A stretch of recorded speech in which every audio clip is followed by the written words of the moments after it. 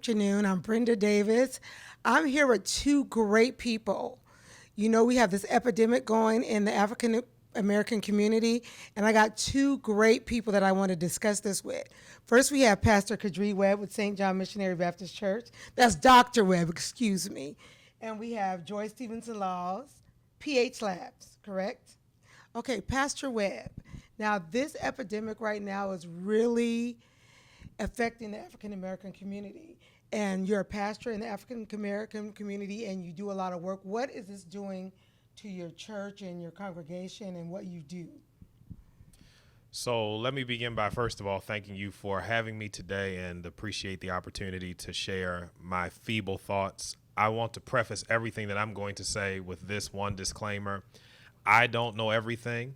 I, like many persons, have never pastored through a pandemic, and so I am trying to figure it out.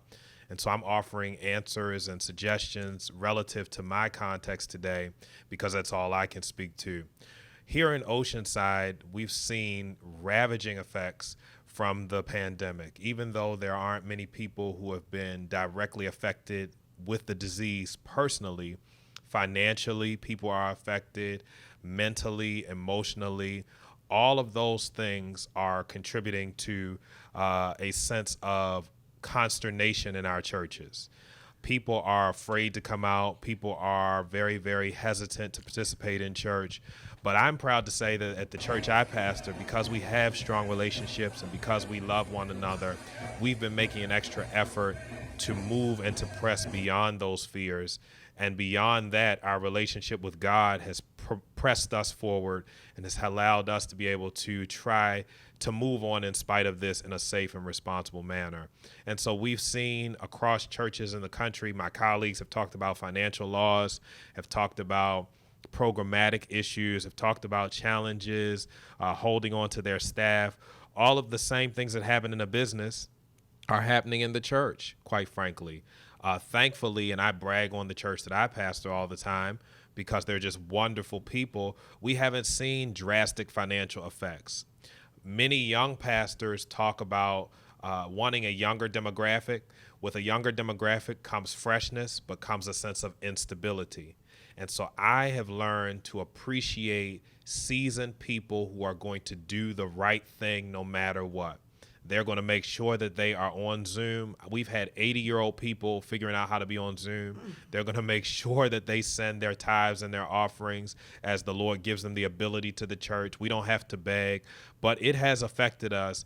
The greatest effect for us is not being able to be in community, because church is about community. Church is about fellowship. Church is about being able to be one with another in a physical space. And I don't care what anyone says. I know that there's a different paradigm happening, but I do believe that there is something about church that is a community. And so that's the biggest effect on us. So, Joy, let's talk to you. So, we know that you have PH Labs.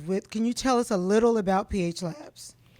So if I were to put PH Labs in one sentence, it's an organization that makes us proactive about our health and prepares us for pandemics like this, believe it or not. And I know there are people out there that say you can never be prepared, but we can do as much as we can to make sure that if we are stricken by this virus, that our bodies will be in the best shape to fight the virus. And I think that's how I have survived the virus, and family members and people who visit us, because what Proactive Health Labs does is to educate us on how to take care of ourselves and to provide supplements or nutrition so that we can combat diseases such as this, or viruses such as this. Okay, now let's go back to that. Now, we see that we're all African American here. Right. What is it about us, and I'm speaking for myself too, about not being as proactive with this pandemic? Because they're trying to say that African Americans are dying faster than anybody else. Yeah, so here's the problem.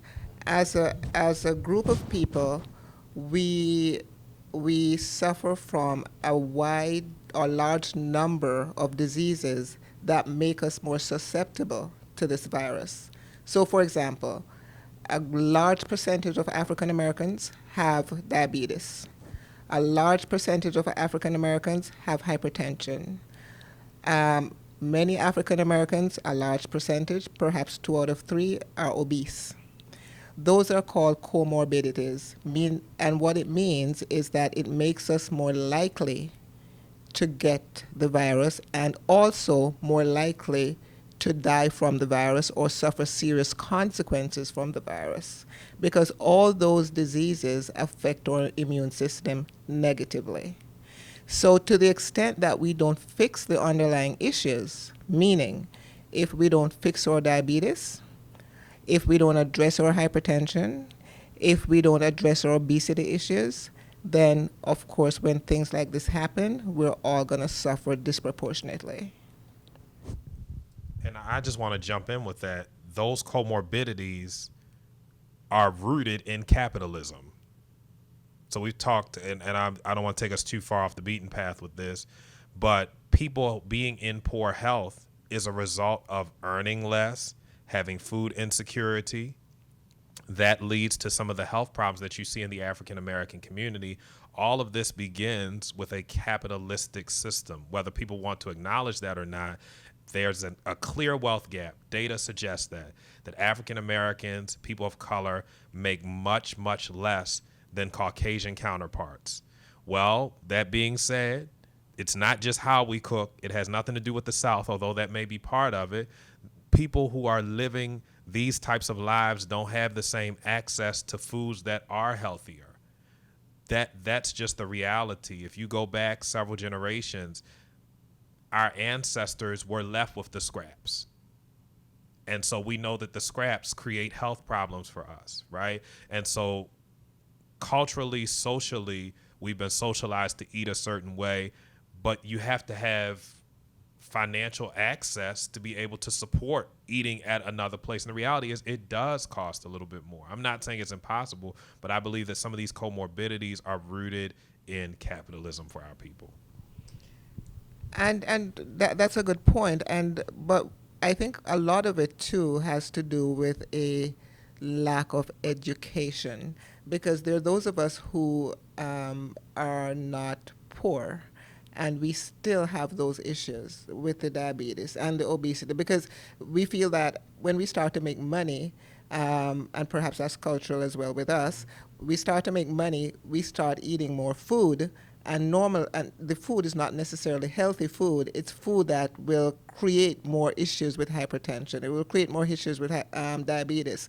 So we get the money, but we spend it in a way that's not necessarily healthy, and then we still fall prey to these viruses and diseases that we talk about. So I think it's going to take a huge educational effort to educate us even when we make money, because the money in and of itself will not necessarily address the issues that we have within our community.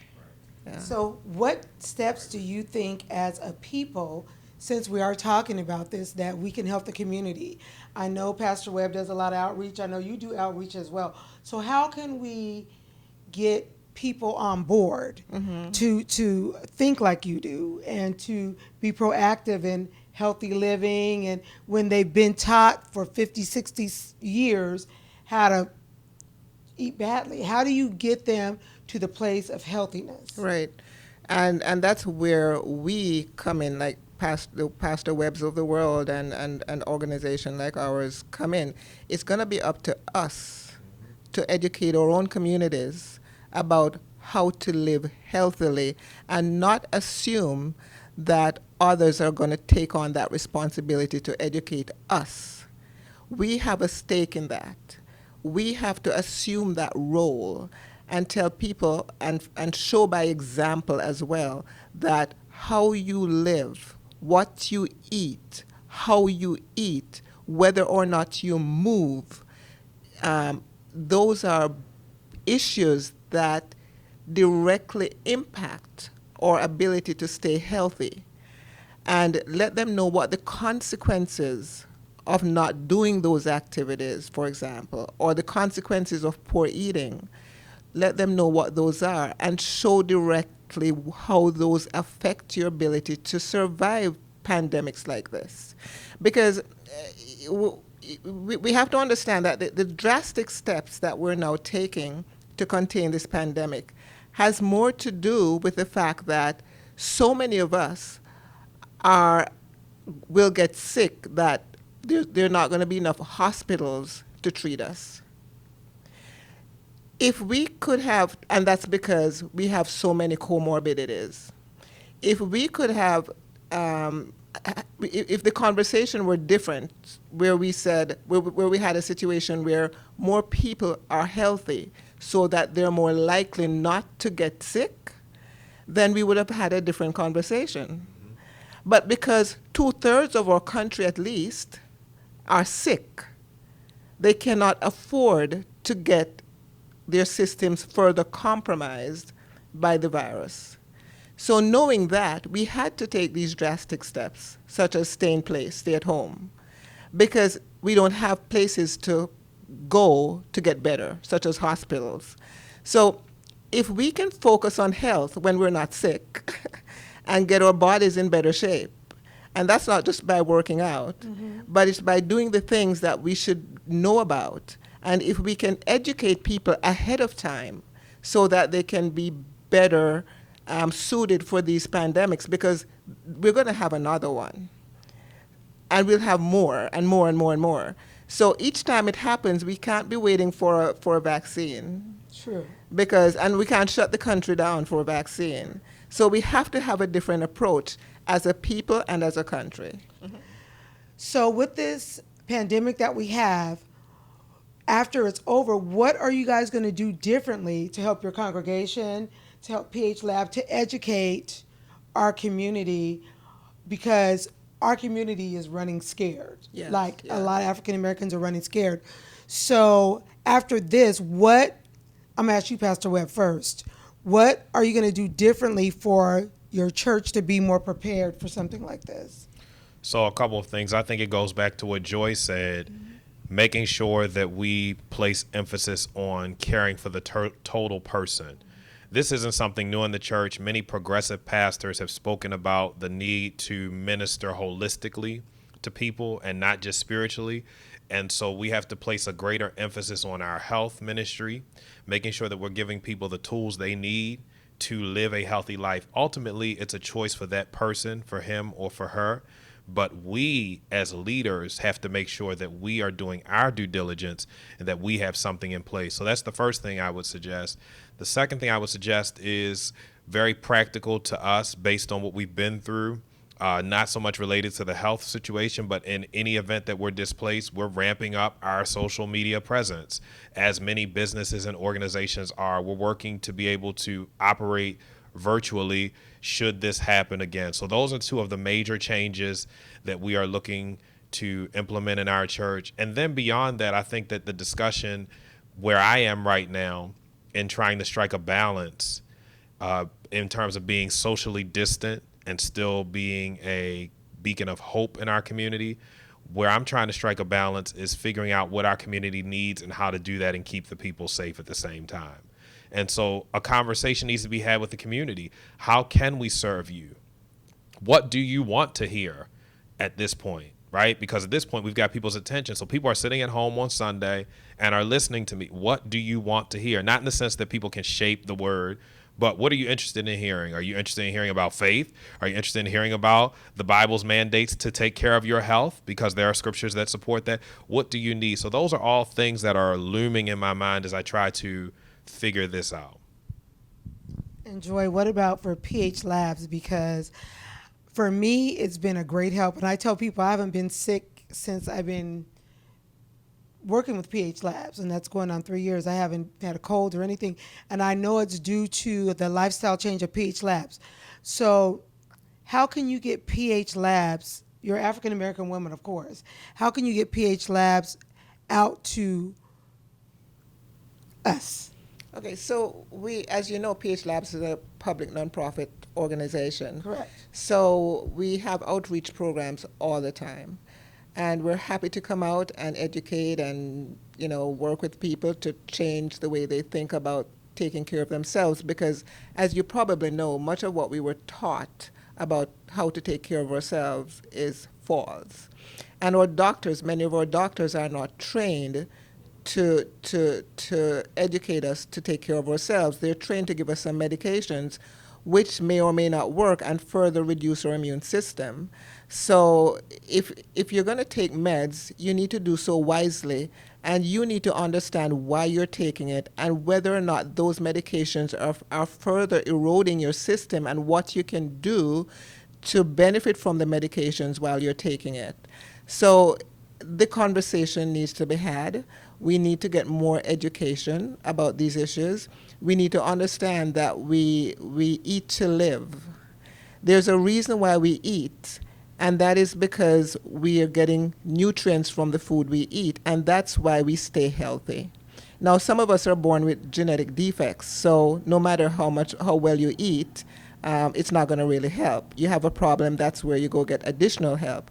But many of us don't have genetic defects, so we get our nutrients from food. And if you eat crap food, or food that's not healthy or nutritious, you're not going to be well. And you may feel okay for a while, but at some point it's going to catch up to you. And at some point, you're going to see the beginnings of diabetes or hypertension or obesity. And when you're obese, you're not healthy.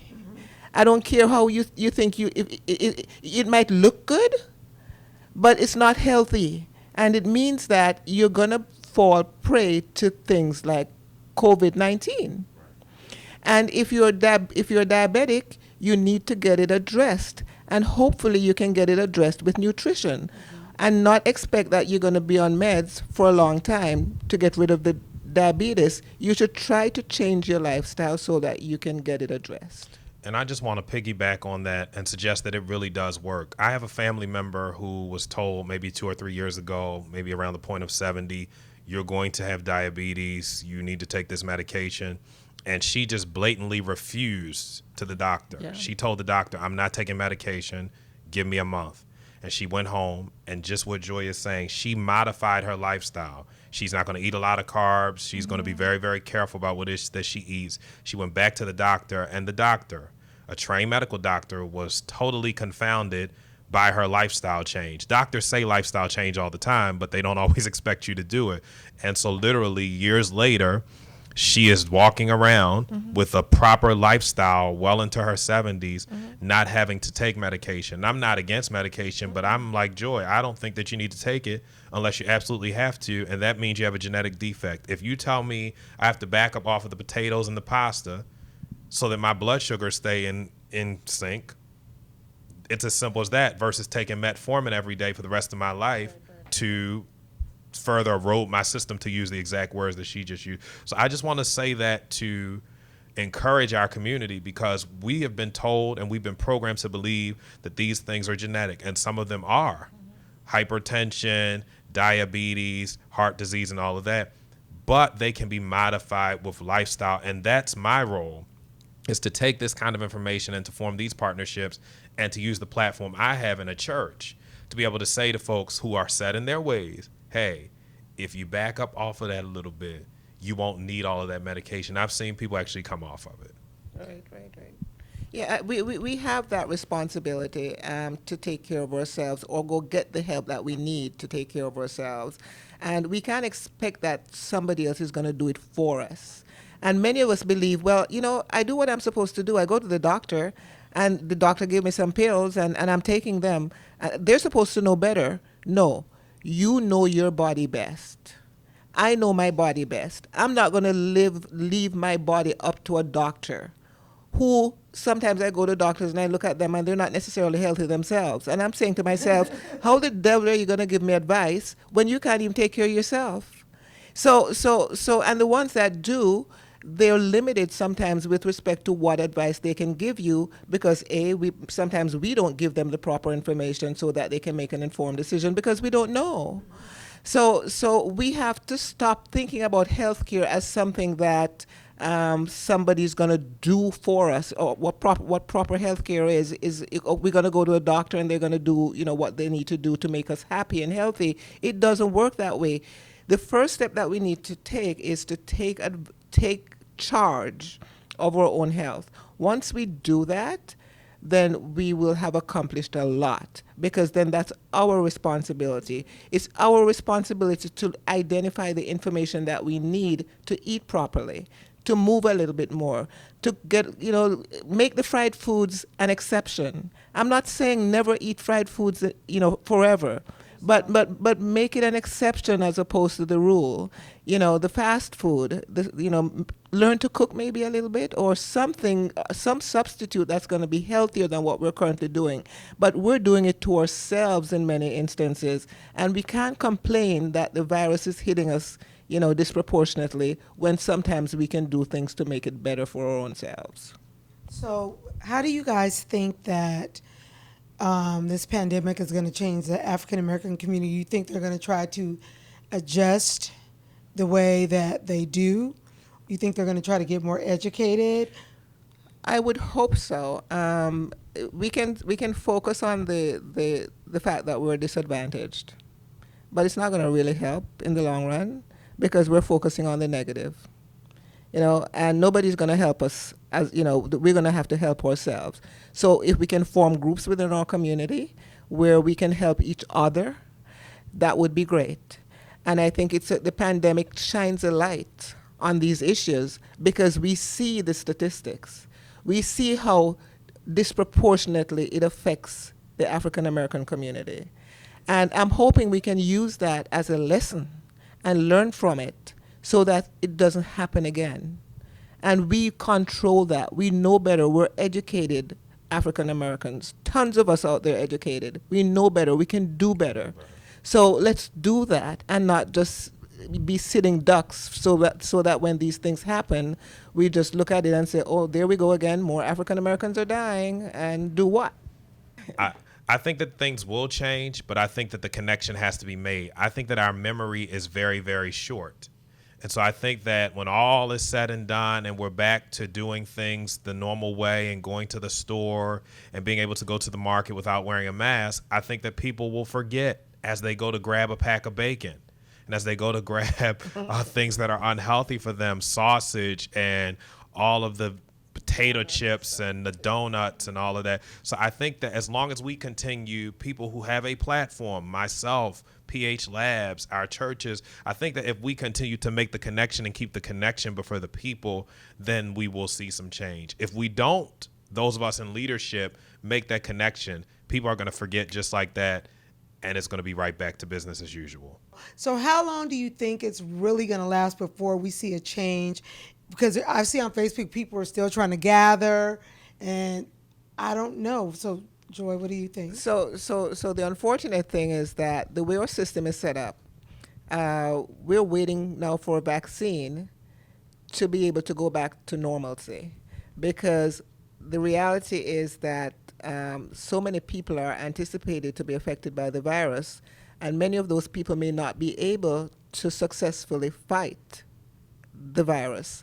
So our system or normal way of life may not resume for another year at least, because that's when they anticipate the vaccine will be available.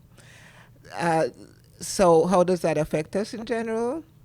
We're going to have to make some serious lifestyle changes. We're going to have to practice social distancing. We're going to have to not congregate. We can't have a bunch of people over for dinner, smaller groups. We probably won't be able to go to the movies because you're sitting too close to somebody, maybe no sporting events. Life as we know it will change because of where we are as a nation. The health of our nation is not at the point to where we can anticipate that our immune systems would be strong enough to fight this virus. I don't know how long this will last, but what I do know is that the lifestyle changes we've been talking about are the only way that we're going to be safe until a vaccine is present. And I'm not sure that I or many other people would be willing to take a vaccine, to be quite honest with you. It's medicine, right? Why would I take a vaccine when all I need to do is eat certain foods that boost my immunity through the roof, such that when I come in contact with the coronavirus, like we come in contact with the common cold every day, we just don't get sick, right? And for those of us who do potentially catch a bug every now and then, we have such strong immunity that our white blood cells attack it and fight it. And so I think the most important thing, since we can attach a timeline to it, since we don't have facts that are coming from our government that are rooted in science, I think that the most important thing we can do for now is, in the meantime, do whatever we can. Take your vitamins, take your supplements. I'll go ahead and throw the plug because she's very modest. Go down to PH Labs and get a vitamin supplement. Go and get it. It really does work. It really will have you feeling like you're on cloud nine. You will definitely feel something that you probably have never felt before, almost euphoric. You don't even know that your body can feel that good. You don't even know that you're that run down. And so we don't know the answer to it. All I want to advocate for is people making lifestyle changes. When we do go to the markets with our masks, leave that fried chicken alone. Leave those donuts alone. Find you some fresh fruits, some fresh vegetables. Find you some fish. Find you some things that are healthy for you. And if you're going to eat meat, there's a certain way to prepare it such that it gives you the vitamin D and the things you need. So how do you think the coronavirus came here? Because now they're saying it came from China, it came from here, it came from there. So, Joy, how do you really think the corona got here, and how long do you think it was really here?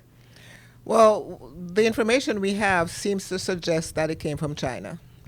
And because we have international travel, it's easy enough for the virus to come from one country to the next.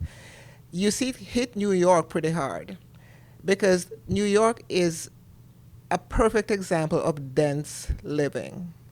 You know, they take subways, you're right up on the next person, you talk, it's easy to transmit the virus that way. So you have a bunch of people in close proximity, and you have a virus like this, which is extremely easy to transfer, and hence you have what we have in New York. Many people were infected, perhaps more so than any other part of the country or the rest of the country combined. Now, California made the early decision to social distance so that even in those places where there's dense living, such as San Francisco, it would not spread as much. And it's working. Now, my professional opinion is that if our immune systems were stronger, then even if we're exposed to the virus, we would be in a better position to fight the virus. Maybe we'll be down for a couple of days with the flu or whatever, flu type symptoms, but we would get past this. The reality is that most of the country has compromised immune system. So when we drink alcohol, that compromises our immune system. How many people do you know party and drink a ton of alcohol? How many people do you know are willing to give up that practice? Not too many. Church folks ain't. How many people do you know who smoke? You're right. Okay, smoking compromises our immune system, but many people aren't willing to give that up. How many people do you know who are obese? That compromises our immune system, but we're not willing to make the changes, the lifestyle changes to address that issue.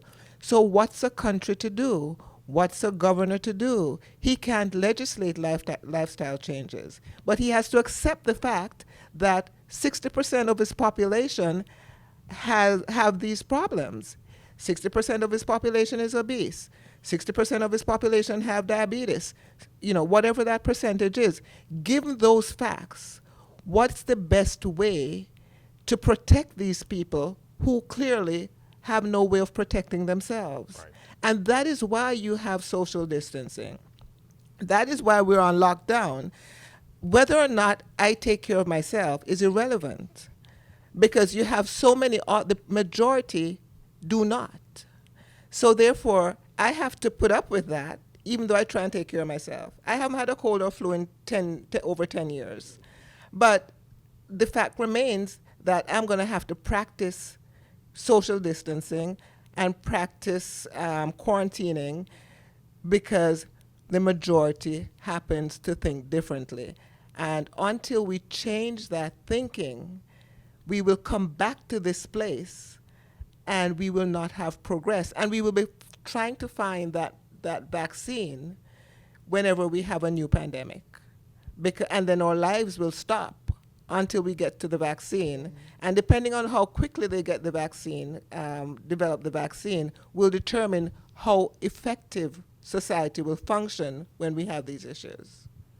So it's up to us. So I don't want to delve into anything political, but I also think that a part of this is poor leadership that has nothing to do with party. I think that when I watched the endorsement for the presumptive Democratic nominee, one of the statements that struck me was that government matters and good government matters. Good government necessarily is not framed around a party. It's framed around leadership qualities, integrity, transparency, honesty, and the ability to shift in crisis. And so I think that a major part of this is the fact that we have not been able to do that. And so when you pile that on top of the health challenges, then we have a more significant issue. I am hopeful that as things change in government, whether it be a Democratic president, a Republican president, an independent president, a Green Party, Libertarian, I'll try to get as many of them as I can, whoever it is, because we all have the right to select what political party we align with. I am hopeful that nothing of this magnitude will never happen again, because we'll never have someone who is unable to rally an administration around what needs to be done, because we all do know that the pandemic response team was discontinued, fired, moved, whatever term you want to use. These are facts. And so that only has thrown salt on an open wound. We had H1N1. We had Ebola. These had the potential to be of epic proportions like this. But this just goes to show that leadership matters. So this is my shameless plug as a pastor. Wherever you fall politically, go out and vote. But make sure that whoever you're voting for, regardless of party, at their core has some integrity. Because a lack of integrity we're finding in situations like this can literally cost people their lives. Do you think the president didn't respond in time and he already knew about it? Or do you think he found out, Joy, I'm gonna put this on you, Joy, when we found out? I'm gonna let you speak and then Pastor Webb. I don't have enough clear facts to determine whether or not this president responded timely. Facts are sometimes tough to come by these days, as you know. What I do know is that we have a country that's extremely sick. Or the majority of us are sick. And many political leaders accept the proposition that you treat sickness as opposed to focus on wellness. Wow. Okay, so and that's the structure of our country. When you get sick, come in and we'll fix you. I think you have to place an equally you have to place equal importance on wellness. I understand that there are people that are going to be sick, and we have a very good system in place to treat sickness, but not when more than, say, 2% of our population are sick. So if we don't focus on wellness and teach people how to stay well, we're going to always come back to this place because we're just waiting for that virus or whatever it is to hit, and then we won't be able to recover from it the way, except by dying.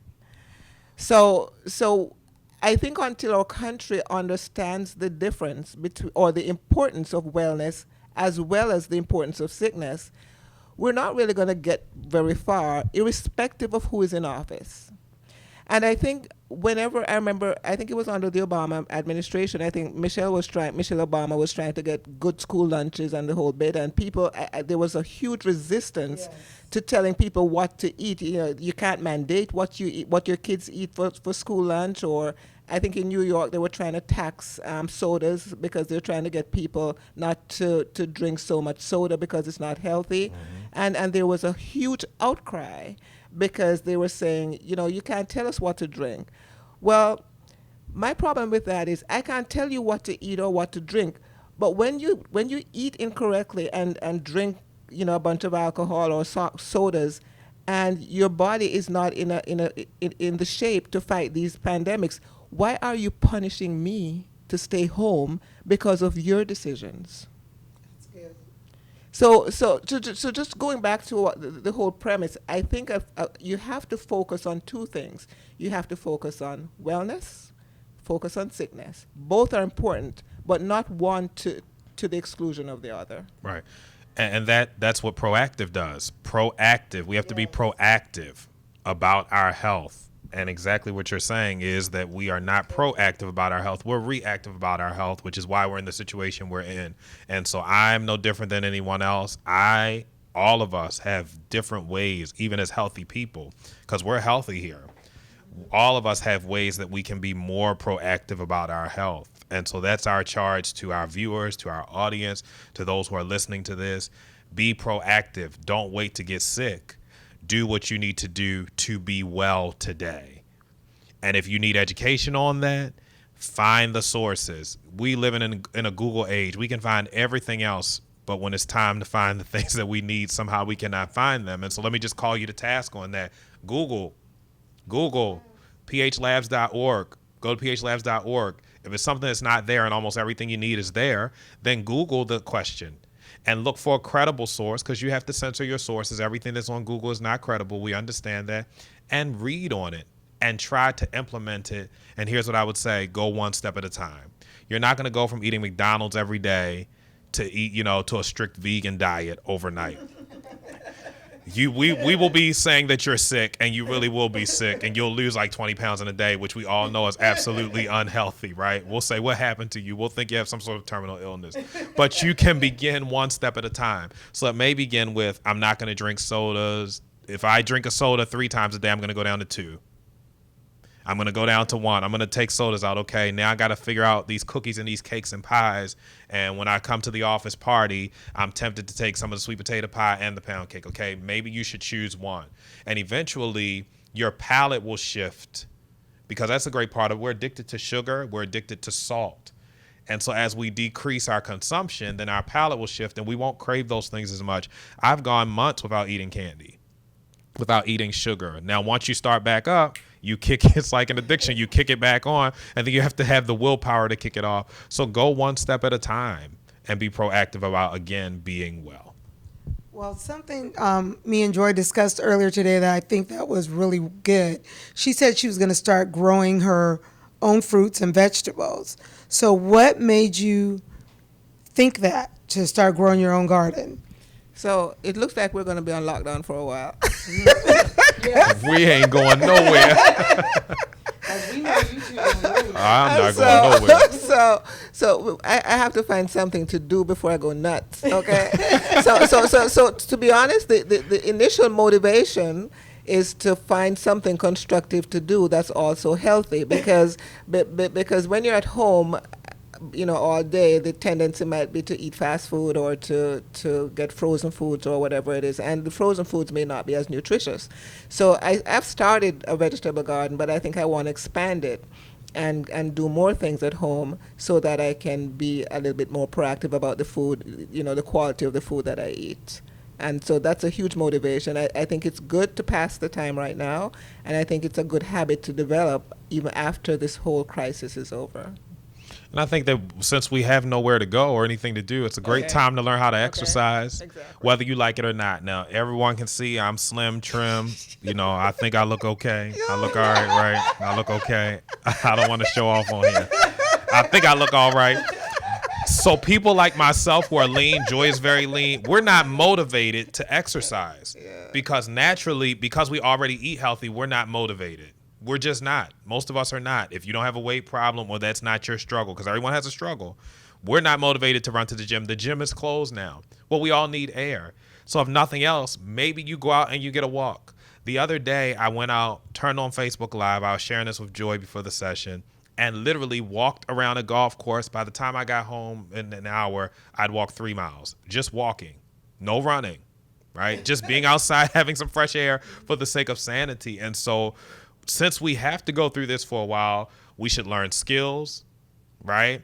But we shouldn't learn skills that we don't live to use because we're neglecting our body. So everyone wants to get online and take classes, and Harvard is offering free online classes and certificate programs and all these great institutions. That's wonderful, but it's no good if you're dead and can't exercise the skills.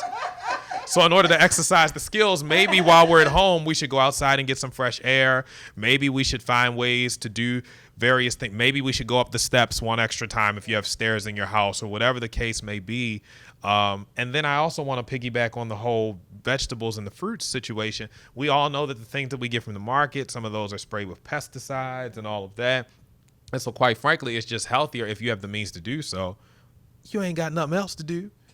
Plant a tree, wait for, right, get some pots and make it do the best that it can so that you can be eating pure raw vegetables that don't have any chemicals in them, because then that's just counterproductive to the nutrient producing qualities of your fruits or your vegetables. So, Joy, a lot of people probably now want to go to pH Lab, and I go there every week to get a Myers cocktail. And like you said, you haven't been sick in a while. I haven't had a cold in years, anything. So if I were to go to pH Lab, would I have to have a consultation, or how would we be proactive? Because I know, Pastor Webb, you go there also and have things done. So how would we go about going to pH Labs and getting the nutrients that our body, how do we know what we are lacking? Okay. So just like how you have to test to determine whether or not you have COVID-19, and you don't necessarily want to always rely on symptoms because it might be too late. It's the same way that you test your body. We have tests to determine whether or not we're deficient in certain nutrients. So we have 6 basic nutrients that we need to live. Generally, we need water, we need carbohydrates, we need fats, proteins, vitamins, and minerals. Those are the 6 basic nutrients that we need to live. And we need them in the right proportion. So, and we get those nutrients from the food we eat. And on top of that, you need to breathe air, right? Correct. Because that's what's killing us right now, because COVID-19 makes sure it stops our lungs from working efficiently, so we can't breathe. And we need air, the oxygen from the air, to burn the nutrients that we get from the food. So that's really the connection between oxygen and the food we eat. From food, we get the nutrients, and then we need oxygen. We need to breathe in oxygen to burn the nutrients. Now, you don't know whether or not you're getting the right balance of nutrients from the foods you eat unless you test for it. Especially as we age, we make certain assumptions, like when we're younger, that we're in great shape so that our body's going to absorb all the nutrients from the foods we eat, assuming we eat the right amount of foods or the right type of foods. We know that many times we don't eat the right type of food. Many times we don't eat the right amounts of food. So we're making a huge assumption when we tell ourselves, I eat right, so therefore I'm getting all my nutrients that I need to stay healthy. You're not. You're not necessarily getting those nutrients from the foods you eat because A, the foods might not be nutrient rich, and on top of that, you may take medications. And medications affect the ability of the body to pull the nutrients from the food. And on top of that, you may have certain diseases that you don't even know about that affects your ability to absorb the food. And unfortunately, we age. And I know you're getting younger, Brenda, but you're going backwards. You're going backwards, but there are those of us like myself that are going forward. So I have to make the assumption that as I age, I'm not going to be able to absorb the nutrients from the food that I eat the same way as I did when I was younger, in my 20s or 30s. So therefore, what you do is test. So I do a test once or twice a year to figure out what my nutrient levels are.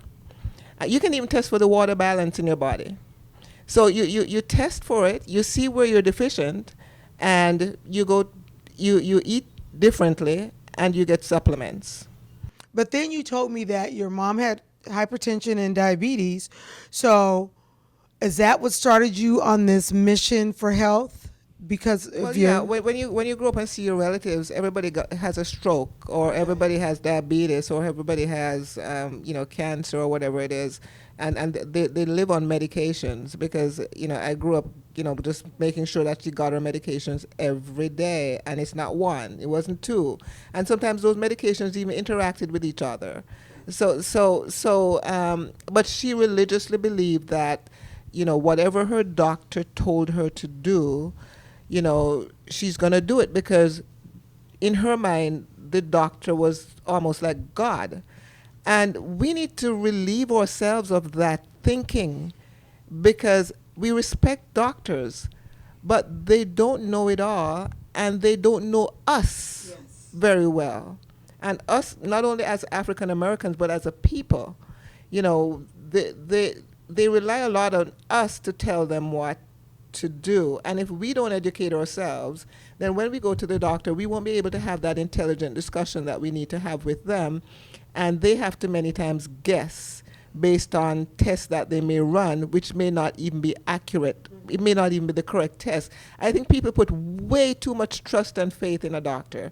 If I had put my faith and trust wholly in a doctor, I probably would have been on so many medications by now, just based on my family history, because the history is not good. If it's diabetes, if it's cancer, if it's hypertension, if it's lung disease, if it's breast cancer, I have colon cancer, I have it all in my family. So I'm supposed to have those things, or it increases the likelihood of me having those things. The reality, though, is that our genetics don't dictate who we are. Or environment, or our ability to change our genetics is real. Meaning, if we know we're prone to hypertension, or if we know we're prone to diabetes, then we can do those activities that make it less likely for us to have diabetes or hypertension. You may have better genetics than I do, and you may do the things. For example, you probably will eat whatever you want to eat, and you won't get it. I won't have that luxury. But at least I know what not to do. And I can choose not to do those things that will enhance my ability to have those diseases. So it's just being aware that our genetics don't dictate our lives. And if we know that, then we can take the steps we need to live a better life and a healthier life. Do you think we're more prone to those kind of diseases? Because I know everybody else says pork gives you high blood pressure, but I see a lot of Asians, they eat a lot of pork. And they seem to live longer. They kind of stay like the size of Pastor Webb. And I'm just like, a lot of their food contains pork. And I don't understand. And they're like this size right here. So I don't really understand that. And African American people and Hispanic people, we're prone to a lot more things than everybody else. To me, I'm just saying. I don't think it's necessarily that we're prone to more things. I think our lifestyle dictates it, and sometimes our lifestyle is determined by our economic status. Which is what I was getting at the beginning. Yeah. Not to make an excuse for it, but that's exactly what I was getting at. It doesn't absolve us of responsibility, right. But that's a part of it. Yeah, that's a huge part. That's a huge part. And our economic status sometimes makes us not available to be educated. Gotcha. Because if I'm making minimum wage and I can barely get my kids through school and get enough food on the table, I don't think I might be motivated to go listen to figure out how to live a healthy lifestyle necessarily, because my immediate concerns. I'm gonna whip this hamburger help up. These noodles and noodles. Exactly. Yeah. So obviously that plays a role. What I get annoyed at, though, is those of us who know better and are not handicapped by economic concerns, and we still don't do better. Yeah. We still don't do better. And I think that's where the distinction needs to be made, because there are many African Americans that are wealthy or do really well, but they're still handicapped by the education they received at home earlier on, and they don't make the effort to educate themselves so that they can do better. Well, you could be slim but deficient. You could be slim and have hypertension. You could be slim and diabetic. You could be all of those things. And that's how I was going to respond to your question about the Asians eating pork, right? They may not be deficient And so their body's able to metabolize pork without pork doing them as much harm, whereas we might be deficient in a particular mineral or nutrient, and the way our body processes pork is totally the wrong way. And so I think that it's a misconception that we just, fly high. I mean, yeah, I'm not heavy, but, if I crack my knee, my knees hurt, believe it or not, every now and then. Just normal, as you say, unfortunately, we age. And so on my way to 40, like they say, things change. Now, does that mean I have to be unhealthy? No, but your knees probably are going to hurt a little bit. Now, there are things you can do, right? There's certain minerals and vitamins that you can take to, help you with the eventualities that may come when you're 60 or 70. So I am very conscious of it. The particular family member who I shared with you was able to overcome diabetes or to totally put it at bay by lifestyle choices. That particular family member used to do a lot of cooking for me, a whole lot. And so I learned to eat as she ate because I wasn't cooking. My family might be a little old school with the gender roles in this. They would look out for me and I could go house hop and eat every single day of the week. One of my aunts, my mother, my grandmother, my cousin, somebody's going to have something to eat where I didn't even have to eat fast food. Well, I had one particular family member who was not going to pour a bunch of salt in her cooking, and it was still good. I was going to find other ways to season her food and all of that. So part of the reason that I'm the way I am, because people talk about, oh, he's finicky and all of that, is because that's how I was taught. And then I had to listen to her, and it's shocking for her to be 70-something, educate me about why she was doing it that way, because she didn't want to be on that medicine. And so for me, my health is paramount.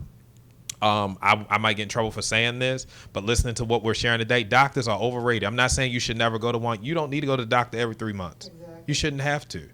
Everybody, you run to the doctor, you run to the doctor, you run to the doctor, because in our community, the doctor, as you say, has been hailed as God. I can take a nutrient test, make sure that I'm getting what I need, and then you can go get some blood work done and keep it moving. Like, that's how I feel about it. So that's kind of the millennial stance on it, is we're not running to the doctor for every ache, every pain, anything like that. And then for me, if you put faith on top of that, if you die, you die. Like, and that's being kind of really radical with it. But as a man of faith, it's like, if something does happen to you, it's like, I know where I'm going. I just don't want to do anything to perpetuate that along the way, right? Natural causes is what it's supposed to be. I believe spiritually that your body is a temple. I believe that God has given us stewardship over our bodies, meaning that if he gifted me this body, I'm supposed to do everything I can to take care of it. And sometimes we do a good job. Sometimes we do a not so good job. Because I'm not going to the gym every day, I'm going to eat right. I'm going to eat right. Now, I still eat chips and I still snack, and I love, eat cheese and crack. Cheese has cholesterol. I mean, we all know how these things can affect us, but you have to do what works for you within reason. If you're a great exerciser, you still want to eat right. You might be able to, as you say, have luxuries that we don't have.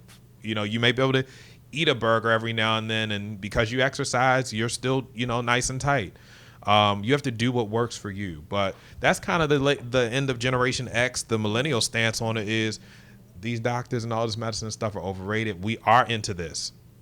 We are paying more attention than you know. That's a word of hope for people like yourselves who are, pioneering this kind of work. And then moving from Baltimore to California, there's a greater focus on health, not always for the right reasons, though.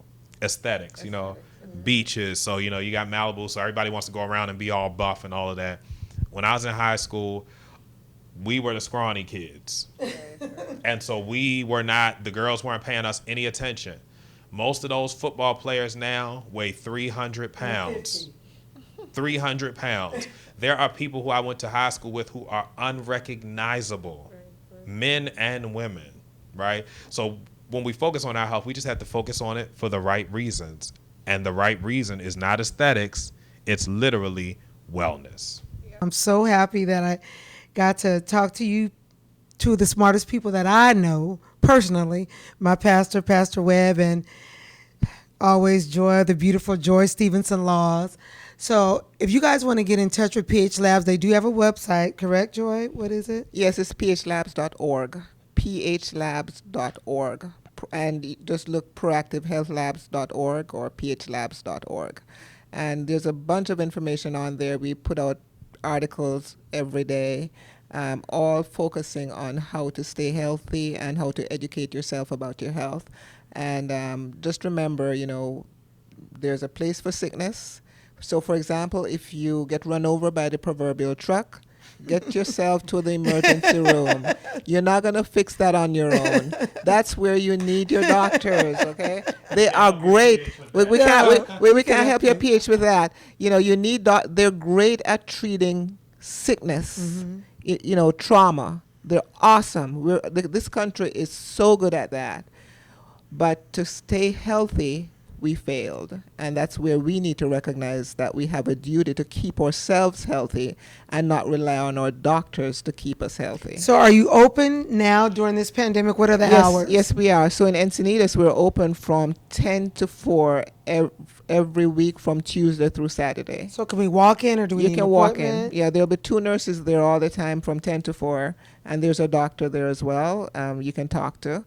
And just understand that there are certain things that you don't even. Some of the tests are so simple. I had you take the zinc test. Remember, Yes. You talked about that Yes. earlier. But the tests are so simple. There's a way to test your body to see whether or not it has enough water. You can test as well. You can test for all the nutrients. It doesn't take very long. And you can get a drip or an injection. You can get your vitamin C injections, your B12 injections. You can get whatever you need there.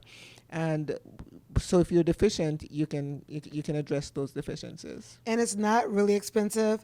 When I first started going, I said, oh my God, but we waste more money to be unhealthy than to pay to be healthy. We want to think about, this $50 to get this, but you waste that at Burger King, Wendy's, going through the drive-thru. So I came to the conclusion that I go every week.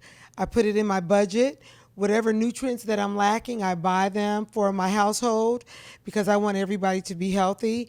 And when people see the change in me and I tell them, I said, it's cheaper to be healthy than unhealthy. Yes. So I think that everybody should go to PH Labs and just try. I'm telling you, if you try, you'll like it. And Pastor Webb, I know some people are probably out here looking for a church. I mean, since we're plugging. St. John Oceanside. We're on Facebook Live, YouTube Live. We have a streaming platform, stjohnoceanside.online.church. We have worship every Sunday, 10:45 a.m., currently virtual. And then you can always meet us at 1524 Lemon Street in Oceanside, California. We also have Bible study each Wednesday at 7 p.m. We typically have small groups, but because of the social distancing, I've been teaching Bible study. So you'll be able to catch us on Sunday. You'll be able to catch us on Wednesday. But the easy way you can catch all of that is to just go on Facebook and subscribe to our page, St. John Oceanside, St. John Oceanside, and then you'll be able to hear all that we're doing there. Facebook, Twitter, and Instagram, that's our handle, St. John Oceanside. So we'd love to see you there. We're trying to be spiritually healthy and physically healthy as well. Okay, everybody. Well, thank you guys so much. It was a pleasure. And hopefully we'll get to do this again when you guys come back again. Maybe, yeah. Good. Oh my God, you guys have to come back again. And if you guys have any questions or comments, just drop them in the comment section of either St. John PH Labs, and they will get back to you within 24 hours. Yeah. Is that good, Joy? 24 hours? We're good. And get on PH Labs page because they have very great articles that you can, I read them all the time. If you have diabetes or whatever, you go on PH Lab, you punch in diabetes, you have tons of articles, and it'll show you what you need to eat. Well, we're gonna come back another time with that. So you guys, goodbye. Goodbye. See you later. Goodbye. Bye.